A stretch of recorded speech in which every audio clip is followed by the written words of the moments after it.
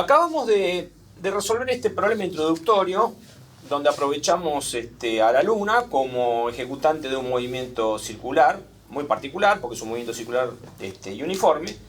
Y vimos que en este ejemplo introductorio, en donde quisimos poner de manifiesto la importancia que tiene en los movimientos circulares determinar θ de t, se puso de manifiesto una nueva magnitud, que fue la velocidad angular. La velocidad angular que básicamente marcaba, o vimos que de alguna forma u otra medía, el ángulo girado en el tiempo, que en el caso particular de la Luna, observamos que por tratarse de un movimiento circular uniforme, la Luna recorría ángulos iguales en tiempos iguales. Ahora bien, tenemos que poner un poco en claro en dónde estamos parados. O sea, hemos visto la importancia de hacer un cambio de variable.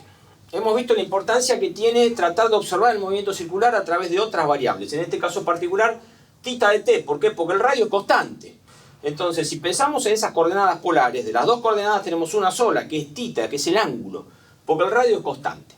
También vimos cómo en el ejemplo particular de la Luna, si nosotros de alguna forma u otra conocíamos, lográbamos construir esta ecuación para θ de t, teníamos que tener en cuenta las condiciones iniciales, o sea, estas condiciones que determinan precisamente cómo va a ser la ecuación de movimiento, en este caso particular, la ecuación de movimiento para el ángulo girado. Por lo tanto, esto lo tenemos que tener claro. Si nosotros conocemos θ de t, el radio que es constante, y las condiciones iniciales, podemos construir estas dos ecuaciones. Eso es claro. O sea, eso es lo que en definitiva estoy queriendo transmitir respecto de un movimiento circular. Que tenemos que hacer un cambio. Ahora bien, la pregunta que tenemos que hacernos ahora es, ¿qué pasa con nuestros vectores b de t y a de t? Porque no nos olvidemos que todo este análisis cinemático, en definitiva, a nosotros nos tiene que conducir a poder determinar cuáles son nuestros vectores característicos del movimiento. O sea, no solamente la posición, sino también la velocidad y la aceleración. Y en el caso particular de la aceleración, es muy importante porque cuando veamos en dinámica a la mecánica de Newton como teoría, nos vamos a dar cuenta que la mecánica de Newton como teoría nos va a introducir desde este lado. O sea, vamos a entrar por el lado de las aceleraciones. Y con las aceleraciones vamos a poder ir para atrás y calcular las velocidades y las ecuaciones de movimiento. Entonces, un poquito lo que queremos significar es lo siguiente. Si bien nosotros estamos cambiando un poquito el plano de observación y estamos tratando de centrarnos en una nueva variable como es el ángulo, siempre el objetivo nuestro va a ser encontrar r de t y lógicamente poder encontrar b de t y a de t. Entonces, ¿qué es lo que tenemos que hacer ahora? Tenemos que tratar de ahondar un poquito más en este conocimiento angular del movimiento y ver cómo, de alguna manera, podemos escribir estos vectores conociendo precisamente las variables angulares. Es decir, en nuestro análisis angular, tiene que poder de alguna forma u otra determinarse nuestros vectores. Nunca debemos perder el objetivo de la cinemática, que son estos vectores que tanto trabajo nos dio a definir y que a lo largo de toda la mecánica de Newton vamos a tener que trabajar. Entonces, lo primero que surge es lo siguiente. Nosotros en el ejemplo vimos que había una magnitud que aparentemente era muy importante, que era la velocidad angular. Entonces vamos a analizar un poquito este nuevo concepto de velocidad angular, para lo cual vamos a ir acá al gráfico que hemos preparado. Fíjense lo siguiente. Acá tenemos un clásico gráfico que representa una trayectoria que es una circunferencia, que la he representado en verde, es un arco de circunferencia. Yo quiero acá hacer una breve observación. Nosotros estamos analizando movimientos que tienen esta característica de ser circulares. Y la característica es esta. Que el vector posición se mantiene constante para todo t. Que acá se ve bien reflejado. Fíjense que yo he representado dos instantes de tiempo, t y t más delta t, y su correspondiente vector de posición. Que tienen esa característica de tener un módulo constante. ¿Por qué? Porque están circunscritos dentro de una circunferencia. Ahora bien, ustedes tienen que empezar a darse cuenta de lo siguiente. Si bien analizamos la Luna como un ejemplo muy particular de un movimiento circular, que un movimiento sea circular no significa que la partícula tenga que estar describiendo realmente todo el arco de circunferencia. Por ejemplo, todos hemos visto alguna vez un péndulo de un reloj de esos viejos, clásicos, que hay, digamos, a veces en la casa de los abuelos o que hemos visto en un museo. Esos péndulos de esos relojes ejecutan y describen un arco de circunferencia. Es decir, justamente el radio es, digamos, la longitud del péndulo. Y fíjense que describen un arco de circunferencia. Quiere decir que esos péndulos están barriendo un θ de t, que permite, digamos, que la punta describe un arco de circunferencia. Bueno, eso es un movimiento circular. O sea, eso entra dentro de lo que nosotros entendemos como movimiento circular. O sea, que un movimiento sea circular no significa que la partícula tenga que estar realmente dando una vuelta. Por otro lado, ¿por qué la importancia del movimiento circular? Por algo que de alguna forma u otra tiene que ver con lo que leímos. Todo gira, o todo aparentemente gira. O el giro es algo muy importante, no solamente en la naturaleza, sino también en la técnica. Entonces, debemos ahondar en este estudio y eso es lo que estamos tratando de hacer. Entonces, vamos a poner un poquito en claro lo que tenemos acá. Tenemos que ahondar un poquito más en este concepto de velocidad angular que introdujimos parcialmente, si se quiere, en nuestro análisis del movimiento de la Luna. Fíjense, en este gráfico hemos representado todas las variables que necesitamos. Por un lado, dos instantes de tiempo, t y t más delta t, o t1 y t2. Lo importante es que existe un delta t entre los dos. Por otro lado, hemos representado los dos vectores posición. Fíjense que vuelvo a insistir en esto que tanto le cuesta. Todos los vectores los puedo dibujar en la trayectoria, y acá la trayectoria es lo que está en verde, que es un arco de circunferencia. Entonces tenemos r en t más delta t y r en t. Y nuestro vector delta r, que si bien en este caso particular no lo vamos a utilizar, pero es importante de alguna forma u otra reconocerlo, que es lo que me marca el cambio de posición de la partícula. Ahora bien, en el instante de tiempo t, el ángulo girado por la partícula o el ángulo de observación de la partícula es θ en t. No nos olvidemos que nosotros hacemos observaciones angulares siempre, eso se lo recalqué. Por otro lado, el ángulo que subtiende la partícula en t más delta t es θ en t más delta t. Por lo tanto, en este intervalo, delta t, la partícula ha girado un ángulo delta θ, que podemos escribir como θ en t más delta t menos θ en t. Fíjense que acá lo hemos marcado en rojo, el delta θ, que es el ángulo girado por la partícula en ese intervalo de tiempo. Entonces, en función de nuestro análisis en cuanto a la variación angular que experimenta la partícula en la medida que transcurre el tiempo, ahora sí definimos un nuevo vector que vamos a denominar la velocidad angular media entre el instante t y t más delta t. Recordemos que cada vez que tengo un valor medio, abajo tengo el intervalo en el cual se desarrolla o se calcula dicho vector, dicho valor, y que resulta del cociente entre el ángulo girado delta θ en el intervalo dividido el tiempo empleado, en este caso delta t. Esta es nuestra nueva magnitud que denominamos velocidad angular media, que me mide precisamente el ritmo de cambio angular que experimenta la partícula. Lógicamente las unidades de medida de omega medio están dados en radianes sobre segundo. Ahora bien, como siempre nos ocurrió, cada vez que llegamos a un valor medio, tuvimos que recurrir al límite, es decir, para hacer tender el delta t a cero para realmente ver instantáneamente cómo varía el ángulo girado de la partícula en función del tiempo. Por lo tanto, si nosotros tomamos límite a esta expresión, para delta t tendiendo a cero, resulta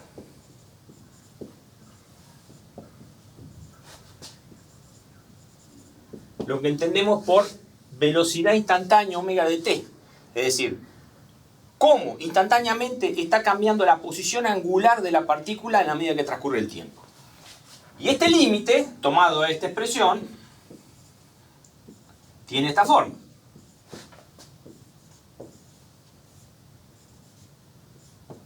Lo cual significa que este cociente incremental, en este límite, nos está definiendo lo que es tita prima de t, es decir, la derivada respecto del tiempo t de tita de t. Entonces, fíjense qué importante este resultado que hemos obtenido. Si nosotros logramos escribir esta ecuación tita de t, que aparentemente es la vedette de nuestro movimiento circular, derivándola podemos obtener simplemente omega de t, que es la derivada respecto del tiempo t de tita de t. Ahora bien, esto nos habla de varias cosas. En primer lugar, lógicamente la unidad de medida de omega de t, lógicamente es también el radián sobre segundo. Eso debe quedar claro. En segundo lugar, tita de t tiene que ser derivable al menos una vez. Lo cual eso es bastante lógico de decir. Esto nos está diciendo que la partícula no puede pasar de una posición a otra posición angular sin pasar por todos los puntos intermedios. O sea, que exista omega de t significa que tita de t tiene que ser derivable. Y para que tenga que ser derivable tiene que ser continuo. Ya hemos visto las condiciones de continuidad, en este caso particular aplicadas a tita de t. Lo cual, lógicamente, es un resultado bastante lógico y bastante esperado en función de lo que estamos analizando. Ahora bien, acá surgen, yo creo, dos preguntas que el alumno tiene que hacerse en este momento antes de que sigamos adelante. La primera gran pregunta que se tiene que hacer es la siguiente. Fíjense que yo he tratado a omega, que es una velocidad angular, yo he tratado a omega como un escalar. Fíjense que en ningún momento le puse flecha, ni acá ni acá. Entonces la gran pregunta que tiene que hacerse el alumno en este momento es, ¿realmente omega será un escalar o será un vector? Es una pregunta que lógicamente vamos a tener que responder y que yo por ahora la dejo ahí, porque vamos a tratarlo por ahora con una magnitud escalar, pero vamos a ver que realmente omega tiene un carácter vectorial porque realmente es un vector. Así que, ojo con esto. Segunda cuestión que tenemos que hacer. ¿Podremos derivar omega respecto del tiempo t y hablar de una aceleración angular?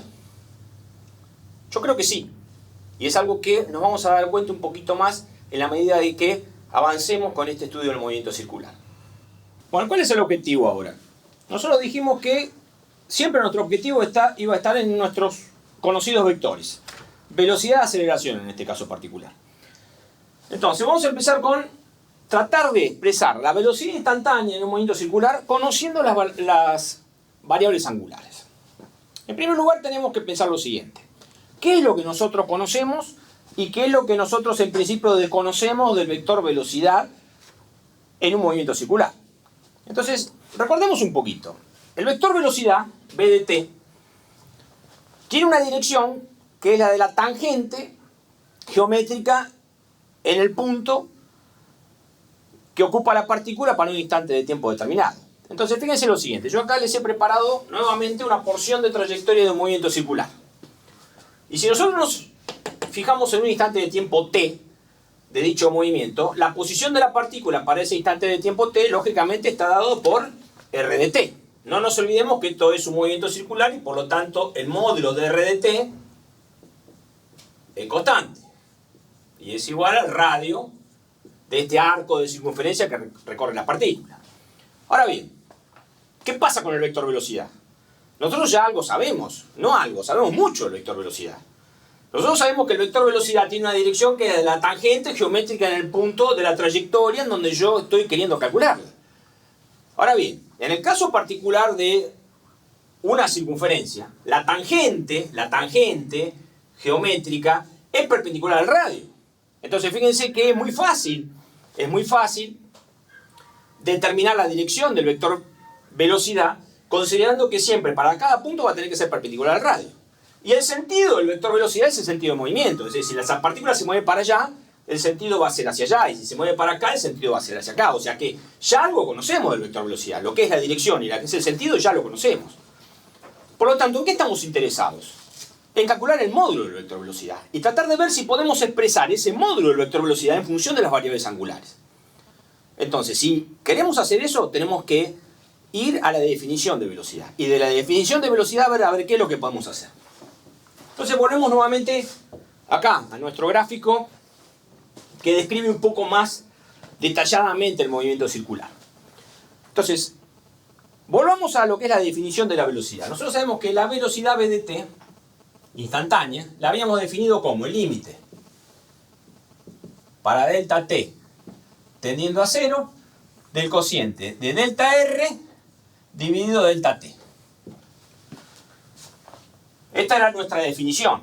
Acá está bien claro cuál es el delta r, está bien claro cuál es el intervalo, y acuérdense que de esta definición habíamos llegado a la conclusión de que, lógicamente, la velocidad tenía la dirección de la tangente geométrica en el punto de la trayectoria en el cual lo queríamos calcular.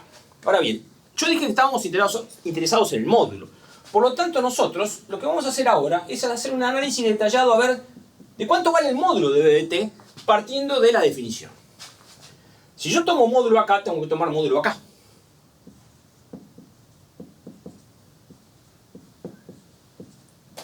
Y tomar módulo de acá significa tomar módulo arriba y abajo. O sea, yo acá tendría también barra de módulo. Pero ya hemos dicho que el delta t siempre es positivo, por lo tanto no tiene sentido poner esto entre barras de módulo. Por lo tanto, fíjense que aparentemente, si yo logro resolver de alguna manera cuánto vale el módulo de delta r en función de las variables angulares que tenemos, de alguna forma u otra voy a poder lograr el cometido. Entonces, tenemos que analizar un poquito el módulo de este vector, es decir, el tamaño de este vector cuando delta t tiende a 0. Es decir, cuando este ángulo tiende a 0. Cuando delta θ también tiende a 0. Entonces, yo he hecho un gráfico auxiliar acá, porque fíjense que acá se arma una figura muy particular. Muy particular. Entonces he hecho un gráfico auxiliar acá, fíjense. Este es el ángulo delta θ subtendido en el intervalo. Estos son los dos vectores posición que tienen un módulo r, porque estamos frente a un movimiento que está describiendo un arco de circunferencia. Por lo tanto, el módulo de delta es constante. Y fíjense que el módulo de delta r acá se ve bien claro que el módulo de delta r es esto que denominamos normalmente cuerda, porque fíjense que acá se arma como un arco y una cuerda, recuerden lo que es el arco y la cuerda clásico. Entonces fíjense que por un lado tengo que el módulo de delta r es la longitud de la cuerda, mientras que el arco que está acá, de acá hasta acá, sería el camino recorrido realmente por la partícula, que en principio nunca nos había interesado mucho saber realmente cuál era, no era un dato que nos parecía importante. Pero fíjense en este momento qué es lo que estamos necesitando. Nosotros necesitamos una expresión para poder escribir esta longitud, que es la longitud de la cuerda. Entonces siempre la pregunta que surge en este momento es, en primer lugar, yo puedo aproximar en el límite el módulo de delta r con la longitud del arco, eso le queda claro. En el límite lo puedo aproximar. Ahora bien, ¿podré escribir la longitud de arco en función de variables angulares? Este es un punto en el cual el alumno, en este momento, entra realmente en una nebulosa. En una nebulosa, ¿por qué lo digo? Porque el alumno está formado y tiene conocimiento como para poder darse cuenta de la relación que hay entre el radio, el ángulo, para lo que es la longitud de arco. Y sin embargo no la sabe racionalizar. Entonces yo siempre en este momento les hago hacer un poquito este juego, a ver si les parece. Imaginemos la siguiente situación. Imaginemos que, como ingenieros o estudiantes de ingeniería que somos, llegamos a nuestras casas y nos encontramos a nuestro padre, por ejemplo, que está de alguna forma u otra preocupado porque tiene que alambrar un pedazo de terreno que tiene en el fondo. Y resulta que el alambre ese que quiere poner, ese alambre perimetral que ustedes conocen, ese que aparece normalmente rodeando, por ejemplo, estadios deportivos o rodeando grandes predios, ese alambre, digamos, tiene un costo elevado y por lo tanto no es cuestión de ir a comprar 1 metro más de alambre o 1 metro menos. Lo ideal es comprar el alambre que necesitamos. Entonces, como nosotros somos estudiantes supuestamente de ingeniería y debemos de alguna forma u otra conocer algo del cálculo, nuestro padre nos consulta acerca de cuánto alambre necesitaría comprar. Entonces nos lleva al fondo y nos muestra qué es lo que quiere alambrar. Y resulta que lo que quiere alambrar nuestro padre tiene más o menos una forma así.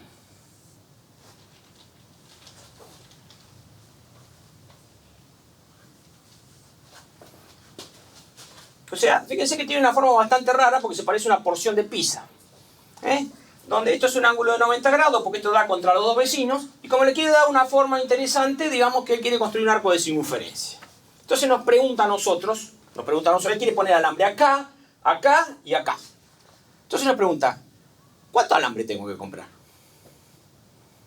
Porque los rollos vienen de tanto y no quiero comprar un rollo de más, porque lógicamente comprar un rollo de más tiene un costo adicional. ¿Cuánto alambre tengo que comprar acá? Bueno, yo creo que no parece difícil encarar este cálculo, La longitud del alambre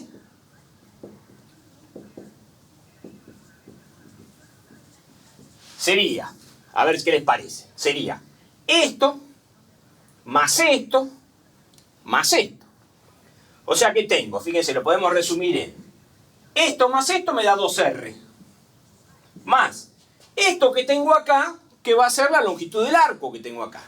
La longitud del arco.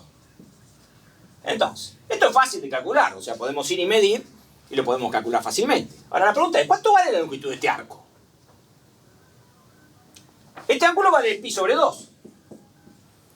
Entonces, alguno de ustedes, con un poquito de imaginación, porque ustedes ya vienen haciendo cursos de análisis, vienen haciendo cursos de álgebra, son tipos que realmente saben derivar, que saben integrar, alguno puede darse cuenta de que esto es un cuarto de circunferencia.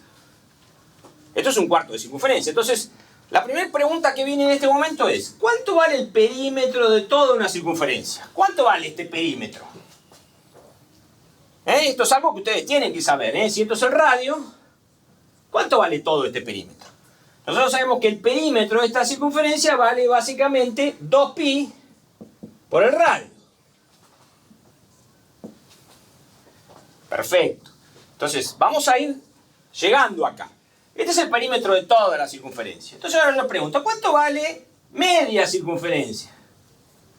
Bueno, lógicamente media circunferencia, la mitad de esto vale pi por radio.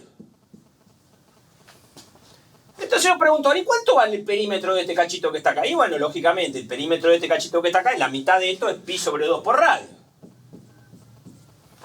¿Y qué es lo que encontramos en común en todos estos pequeños cálculos que hemos estado haciendo? Fíjense, acá tengo ángulo total por el radio, acá tengo ángulo subtendido por el radio, acá tengo ángulo subtendido pi sobre 2 por el radio. Entonces pregunto, extrapolando lo que estamos haciendo, ¿cuánto valdrá esta longitud de arco? Lógicamente esta longitud de arco tiene que valer el ángulo subtendido, que en este caso es delta tita, por el radio, señores. No es de loco pensar esto. Si el ángulo de delta tita es pi sobre 2, tengo pi sobre 2 por el radio. Si el ángulo de delta tita es pi, tengo pi por radio. Y si el ángulo de delta tita es 2pi, tengo 2pi por R. Y si el ángulo de delta tita es delta tita, tengo delta tita por R. Esta es la longitud de arco. Entonces, ya hemos logrado algo. Hemos logrado expresar la longitud de arco en función de una de las variables angulares que nosotros teníamos, que es tita, en este particular delta tita. Entonces, si logramos haber entendido esta parte, va a ser fácil ver cómo continuamos en nuestro cálculo del módulo. Si me han seguido hasta acá, ya tenemos algo importante. Nosotros hemos visto que si delta t tiende a 0, nosotros podemos decir que el módulo de delta r, el módulo del vector desplazamiento, que lo tengo acá, es aproximadamente igual a la longitud del arco. Y la longitud del arco vale, dijimos, exactamente delta tita por r. Es decir, yo acá no tengo ninguna aproximación. Yo sé que la longitud del arco vale delta tita por r. Entonces, si nosotros llevamos esto acá, donde estoy tomando el límite para delta t tendiendo a 0, fíjense que esto nos queda. Límite para delta t tendiendo a 0 de, en el denominador, como siempre, delta t, que ya le saco la barra de módulo porque dijimos que esto es siempre positivo. Y acá en el numerador, en vez de poner delta r, pongo esta relación que tenemos en función de variables angulares, que son delta tita y r. No nos olvidemos que tanto tita como r son nuestras variables angulares. En coordenadas polares nosotros dijimos que las BDT eran el ángulo y el radio. Acá el radio es constante. Entonces fíjense que ahora tengo que calcular este límite. Y este límite es bastante fácil de calcular, porque como el radio es constante, esto es una constante, este R lo puedo sacar afuera del límite, no depende del tiempo. Por lo tanto, me queda que el módulo de la velocidad, fíjense que vale, límite para delta t tendiendo a 0 de delta tita sobre delta t. Y acá adelante tengo R multiplicando porque la puedo sacar afuera del límite. Entonces fíjense que en definitiva el límite que yo tengo que resolver es este que está acá. Este límite que tengo acá. Y si recordamos lo que acabamos de hacer, básicamente este límite, ¿qué es lo que me da? Este límite me da precisamente cuánto vale la velocidad angular instantánea de la partícula en el punto. Por lo tanto, hemos demostrado que el módulo de B de t es R por omega, o lo que es lo mismo, omega por R. Vamos a ver por qué, después vamos a ver por qué lo puse en este orden, no me gustó más ponerlo en este orden. Pero hemos encontrado la relación que buscábamos. ¿Qué quiero decir con esto? Que nosotros, conociendo las variables angulares, en cualquier instante, podemos calcular el módulo de la velocidad. ¿Y cuáles son las variables angulares? Omega y R. Omega es la derivada de tita. O sea que si yo conozco tita, conozco omega. Entonces, fíjense que hemos encontrado una relación totalmente general. Nosotros sabemos que la velocidad tiene una dirección de la tangente geométrica en el punto. Sabemos que la velocidad tiene el sentido del movimiento. Y sabemos que el módulo del vector velocidad, para cualquier movimiento circular, fíjense que estoy hablando del módulo del vector velocidad para cualquier movimiento circular, vale omega por R. Entonces, fíjense que el resultado es importante. Esto vale para cualquier movimiento circular, uniforme o no. Por lo tanto, les propongo, ya que hemos llegado a un resultado, parar un poquito acá y sacar algunas conclusiones. Vamos a hacer una serie de observaciones, vamos a traer una serie de conclusiones para poder seguir adelante. En primer lugar, el resultado que hemos obtenido, que es muy importante, es que para todo movimiento circular, el módulo de la velocidad vale omega por R. Lógicamente, no estamos diciendo que en todo movimiento circular omega tenga que ser o tenga que tener algún valor particular. Omega es en general variable y por lo tanto este módulo va a ser en general variable. Ahora bien, hay un caso particular que hemos analizado, el único hasta ahora, que es el caso de la Luna. Si omega es constante, esto implica que el módulo de B de t para un movimiento circular va a ser constante igual a omega por R. Eso es un caso interesante y esto solamente se da en un movimiento de esta característica, es decir, un movimiento que sea circular y uniforme, es decir, que tenga esa característica de barrer ángulos iguales en tiempos iguales, como por ejemplo ocurría con la Luna. Es importante eso, que lo tengan presente y que lo tengan en cuenta. En segundo lugar, o en tercer lugar, perdón. Pensemos en nuestra Luna. Pensemos en nuestra Luna ya que estamos acá. Podremos calcular la velocidad de traslación de la Luna, porque en definitiva esto me da precisamente una expresión para la velocidad de traslación de la Luna. Entonces la pregunta que hacemos ahora, ¿podremos calcular la velocidad de traslación de la Luna? En el ejemplo que planteamos, fuimos capaces de calcular omega de la Luna, con pocas observaciones. ¿Cuánto nos había dado omega de la Luna? Si ustedes recuerdan, omega de la Luna nos había dado el ángulo girado, que era 2pi, dividido el periodo de la Luna, que habíamos adoptado como 28 días, o sea que nos había dado 2pi sobre 28 días. Lógicamente, habría que expresar los días en segundos para tener realmente expresado el omega de la Luna en las unidades que nosotros manejamos. Entonces, si nosotros pudimos calcular esto, para calcular esto en la Luna, o sea, para calcular el módulo de la velocidad de la Luna, que es la velocidad de traslación de la Luna, es el omega de la Luna por el radio de la Luna. O sea, el radio de la Luna, ¿qué es? Es la distancia que hay entre la Tierra y la Luna. Entonces, esto lo tenemos. ¿Qué nos falta? Esto. Entonces, acá la primera pregunta que tendríamos que hacerlo es, ¿hemos medido el radio de la Luna? Y esto es algo que ya no hemos respondido. Hemos dicho que el radio de la Luna fue medido por los griegos y que se conoce de hace muchísimo tiempo y que hoy en día nosotros no podemos dudar de cuánto vale. O sea que es muy fácil, conociendo el radio de la Luna, calcular la velocidad de traslación de la Luna. Entonces fíjense el poder de esta ecuación. Cómo un movimiento circular desde las variables angulares nos permite llegar a nuestras variables vectoriales, que eran la velocidad y lógicamente la aceleración, que vamos a seguir adelante. Y por último, si quieren, como última conclusión, y ya volviendo al caso general, nos damos cuenta de que hay algo que es insoslayable en el movimiento circular para cualquier tipo, uniforme o no, que es que la velocidad varía. La velocidad varía punto a punto, porque la velocidad es tangente a la trayectoria en el punto, y lógicamente esa tangente, esa perpendicular al radio, va variando punto a punto. Es decir, Si yo acá tengo esta velocidad, un instante de tiempo después, o sea, acá en tema delta t, voy a tener un vector velocidad que como tiene que ser tangente a la trayectoria en el punto, ya automáticamente por variar la dirección varió. Entonces, en todo movimiento circular, uniforme o no, hay aceleración. O sea, en todo movimiento circular, uniforme o no, hay AdT. ¿Y cuál es el objetivo ahora? De la misma forma que nosotros calculamos esto que está acá, con módulo y sin módulo, porque nosotros sabíamos precisamente cuál era la dirección y el sentido de BT, yo pretendo ahora, en función de las variables angulares, calcular AdT. ¿Cuáles son las variables angulares? Θ y el radio. Omega y el radio. O sea, cualquier derivada de θ y el radio. Así que ahora, a continuación, vamos a tratar de resolver esto.